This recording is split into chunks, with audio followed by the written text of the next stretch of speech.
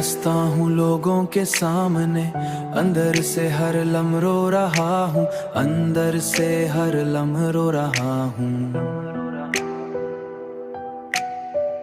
मेरी आंखें खुश है मगर दिल में एक तूफान है जो रुकने का नाम नहीं लेता, रुकने का नाम नहीं लेता। मैंने अपने दर्द को छुपा लिया है ताकि कोई सवाल ना करे।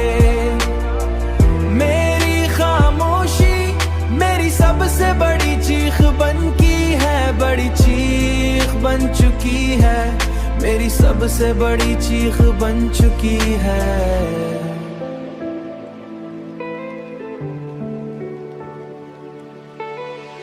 मैं हर रात खुद से लड़ता हूँ और हर सुबह हार जाता हूँ, और हर सुबह हार जाता हूँ, पूछे जाता हूँ।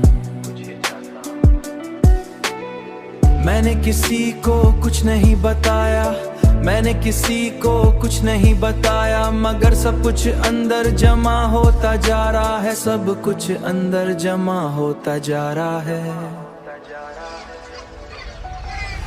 मेरी मुस्कुराहट एक नकाब है जिसके पीछे एक टूटा हुआ इंसान छुपा है,